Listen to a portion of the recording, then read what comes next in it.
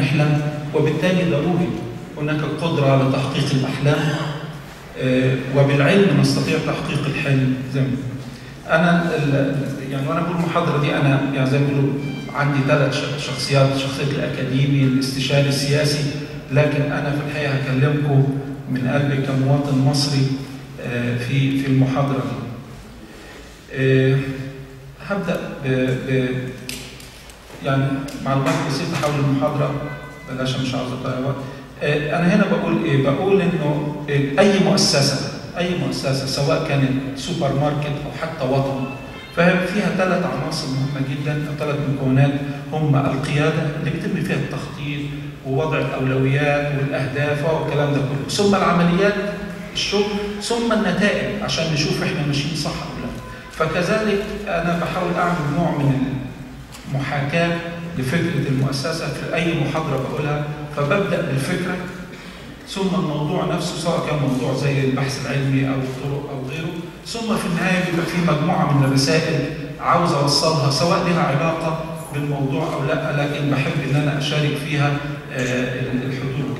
وسائل العرض طبعا الشرايح اللي بتظهر دي، وهيبقى في برضه يمكن أشكال بيانية أو صور، وقد يتطلب الأمر في بعض الأوقات إن احنا نسمع بعض الأغاني إن شاء الله. في المحاضرة دي يعني برضه عشان إيه يبقى واخدين بالنا، في بعض الأوقات يعني أنا حطيت السلايد دي عشان أنا في بعض الأوقات وأنا بتكلم ما بعرفش أفرق كويس قوي بين الوطن وبين أسرتي أو أنا وإنتم، فأرجو المعذرة لما بيبقى في تداخل ده، لأن في الحقيقة ما بلاقيش فرق كبير ما بين الوطن وأمي على سبيل المثال. يعني من وقت لآخر هتلاقي في التداخل ده، فأرجو المعذرة. قبل ما أبدأ، في بعض الأفكار الحاكمة اللي بتتحكم في الحقيقة في تفكير الواحد، عشان لو أنا قلت حاجة ما هياش مظبوطة فده راجع إلى الأفكار اللي أنا بؤمن بيها. ده مثال، كان في راجل بيدرس التايم مانجمنت، إدارة الوقت، وكان معاه الطلبة قاعدين، فقال لهم جاب كده وعاء وقال لهم ده فاضي ولا مليان؟ قالوا له فاضي. قال لهم صح. حط فيه حجارة كبيرة كده، قال لهم فاضي ولا مليان؟ قالوا له مليان. قال لهم لا. ابتدى يهزه كده ويحط فيه حجر أصغر زلط، فابتدى يتخلله. فقال لهم قال لهم مليان ولا فاضي؟ قالوا له مليان. قال لهم لا. فابتدى يهز شويه ويحط رمل، فالرمل تخلى للفراغات. وبعدين سالهم ايه الغرض من القصه دي او من السؤال ده؟ في كانت اجوبه كتير، لكن في واقع الامر الهدف هو كان الاتي: انه لو كان ابتدى بالرمل ما كانش هيبقى في اي فرصه ان نحط الحجاره الكبيره. وكذلك في حياتنا، اذا ما حطيناش اولوياتنا للقضايا العظمى وابتدينا يعني ننشغل بالهيافات، ففي الحقيقه او الحاجات الامور التافهه، ففي الحقيقه مش هيبقى قصدنا فرصه ان احنا نتعامل مع القضايا الكبيره اللي هي في الحقيقه نحتاجها في مصر عشان مصر تاخد موقعها الطبيعي زي ما هنتكلم عليه بالظبط. فاذا هنا اذا شغلنا وقتنا ومجهودنا وتفكيرنا بامور سطحيه، مش هيجي لنا الوقت لما نحب حتى ننافس مش هنقدر ننافس. وانا برضه بدعوكم تقروا كتاب اسمه عبودية الكراكيب. يعني عبودية الكراكيب كلنا في الحقيقه، يعني حتى بضرب مثال ده اكيد هتلاقوه في البيت عندكم، هتلاقي درج كده مثلا كله مسمار صغير وورقه ومكتوب عليها الحاج احمد، ما تعرفش مين الحاج احمد ده، بقى لها سنين انما موجود. هذه الكراكيب في يشبهها كراكيب في دماغنا، امور بنشغل بها نفسنا كتير، وبالتالي بيضيع مننا الوقت والمجهود لغايه لما نهتم بالقضايا العظمى. طب ايه الحجاره الكبيره دي اذا احنا حبينا نتكلم؟ في الحقيقه هم يعني يمكن الاولويات شايفهم هم العلم والثقافه. ويمكن انا عشان اتكلم في الموضوع ده، يمكن كتاب مستقبل الثقافه في مصر الدكتور طه حسين، وكتاب الدكتور محمد العزب موسى وحدة تاريخ مصر. في الحقيقة بيتكلموا على انه مستقبل مصر طه حسين يجب ان يستمد جذوره من ماضي مصر العريق. والدكتور العزب موسى بيقول التاريخ اي كتاب تاريخ في الدنيا الفصل الاول هتلاقيه عن مصر. ويمكن احنا مش واخدين بالنا يعني احنا مثلا ما بنروحش الاهرام ولا بنروح. في ناس هناك انا اتعلمت بره، كنت بشوف ناس بيقطعوا 200 و 300 كيلو عشان يشوفوا بيت كان عايش فيه شاعر. تمام؟ ما احنا عندنا هذا الكم. ففي الحقيقه احنا عندنا ارث ثقافي هائل جدا يجب ان نستعيد. ويعني طبعا طه حسين كان بيتناقش في القضيه الفلسفيه، هل احنا ثقافتنا شرقيه او العقل المصري شرقي او غربي؟ لكن الشيء ده مهم. انا اللي عاوز اقوله اننا لن نبني اي مشروع للنهضه الا من خلال جناحين: العلم، المعرفه، والثقافه، وهو قدراتنا واخلاقياتنا ومثلنا ومبادئنا اللي ممكن نحقق فيها اهداف. انا يمكن بحط هنا قصيده العلم والايمان للشاعر حافظ ابراهيم من 102 سنه، اللي بيقول فيها: والمال إن لم تدخره محصنا بالعلم كان نهاية الأخلاق، والعلم إن لم تكتنفه شمائل تعليه كان مطية الأخلاق. إذا المال إذا تصورناه هو الاقتصاد يجب أنه نحصنه بالعلم والمعرفة. المعرفة دي هي اللي هتقدر تشغل الفلوس مظبوط. وهذا العلم اللي احنا بنقول عليه ما يكفيش، ولكن يجب أن احنا برضه نحوطه ونصونه بالأخلاق. إذا العلم علشان يمشي اقتصادنا، والأخلاق علشان تمشي مجتمعنا. وإحنا ما ينفعش أبدا يكون عندنا اقتصاد هايل وأخلاق غير هائلة، فدي هتحسب تعمل خلل. إنما إذا يعني لو حبينا نركز هيبقى العلم والثقافة في الحقيقة دول حجرتين كبار قوي لازم إن إحنا نهتم بيهم. وأنا يمكن القصة دي مؤخرا وأنا بحكيها في المحاضرة من يمكن أسبوعين في المستشفى 57 قلت: طب الرمل ده له فايدة إيه؟ أعتقد إنه برضه فايدة لو إحنا قدرنا نجمعه عشان يبقى كتل كبيرة، ده ممكن يفيد. ودي هي قصة الحرافيش بتاع نجيب محفوظ، وهي بتقول إنه الناس الفقراء الحرافيش دول اللي هم متفرقين لما اتجمعوا في الحقيقة قدروا يعملوا حاجة. وهو بيتكلم عن قوة العدل أو العدل القوي. يعني إذا حتى لو عندنا قضايا فرعية نسيبها، لكن لو عندنا طاقات متفرقة لو قدرنا نجمعها فده في حد ذاته مهم جدا. ودي في الحقيقة القصة اللي بتدور حواليها قصة نجيب محفوظ الحرافيش. يعني ما نستهونش بالأفراد. الأفراد لما يتجمعوا يقدروا يعملوا حاجة عظيمة جدا. مبدأ تاني وهو الجودة والإجابة. الجودة والإجابة. عشان أوضح الموضوع ده، الراجل ده بطل العالم في الشنب، يعني ما أعرفش لكن هو خد بطولة في العالم في الشنب.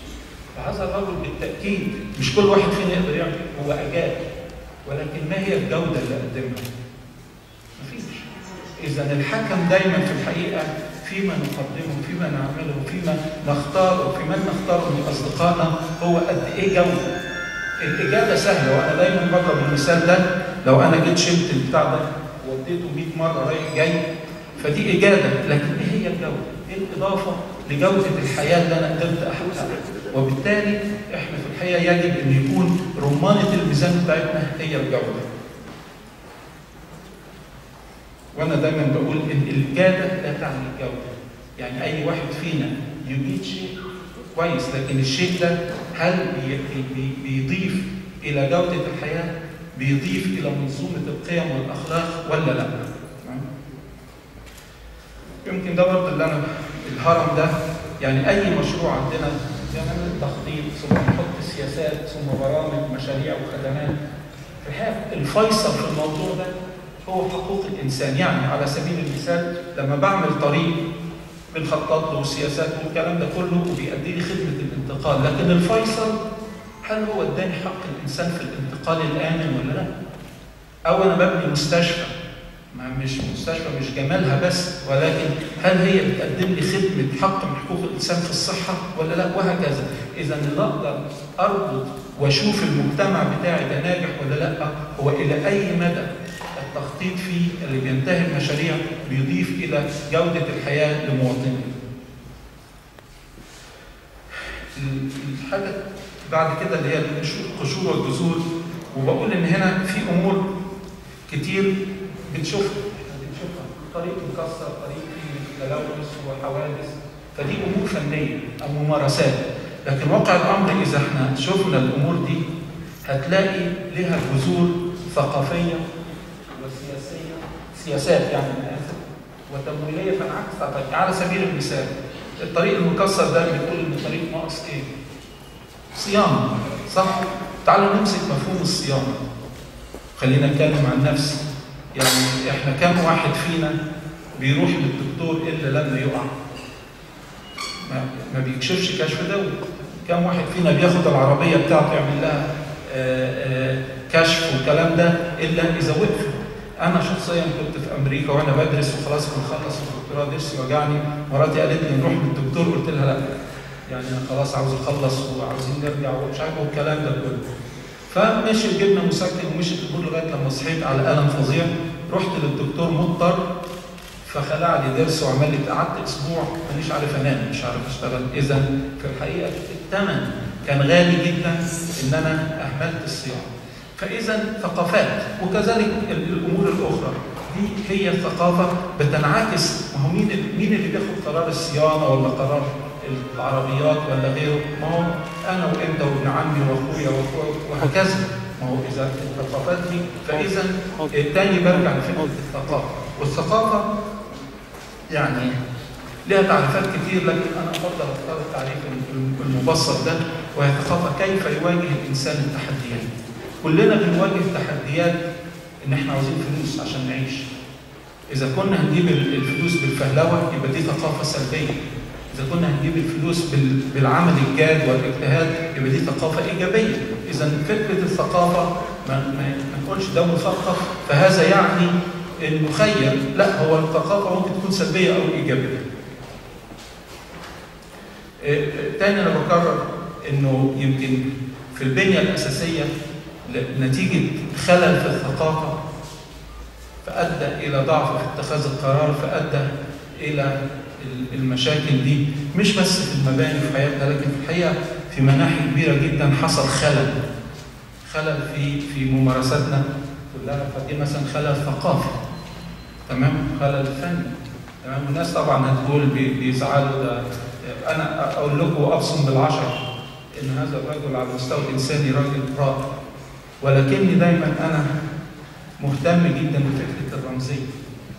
فانا يعني اتحفظ كتير ان يكون الراجل اللي بيلبس جاكيت بلون بتاع الكنبه او الستاره ويبقى ده المثل السياسي اللي بيغني اغنيه سياسيه. انا لا اعتقد، بالعكس ساعات باغاني الواحد تبعها، ولكن ان يصبح رمز فهذه مشكله صعبه شويه. وده جه منين؟ جه برضه لان احنا ما خدناش بالنا. جت فتره كده ابتدت مش عارف كوز المحبه ايه ومش عارف، وسبناها فوصلنا الى هذا الكلام. برضه ما عملناش صيانه كافيه لثقافتنا فوصلنا الى مثل هذه الامور. النموذج ده نرجع له بعد كده، ولكن دايما انا بقول احنا كلنا متفقين ان احنا عاوزين البلد تبقى احسن، تحصل فيها نمو، عمران، رفاهيه، وجوده الحياه للناس تبقى افضل. ده اللي بنسميه صلاح. الصلاح لن ياتي الا من خلال اصلاح، سواء اصلاح سياسي او اجتماعي او اقتصادي. بس في الحقيقه قبل ما نعمل ده كله يجب ان احنا نتصالح ونتصالح. يعني انا كنت من فتره قلت حديث لجريده الدستور اعتقد، وقلت ان الوطن اصبح اوطان، وكل وطن يريد الانقضاض على الوطن الاخر، تمام؟ فاعتقد ان احنا يمكن الفتره اللي فاتت اذا ما كانش نحاسب اي حد على اي جريمه فيمكن الامر يحتاج محاسبه شديده على هذا التفتيت اللي حصل، وعلى يعني الاضمحلال المقصود للهويه المصريه. فاذا انا النموذج ده بنقول مصارحه فمصارحه.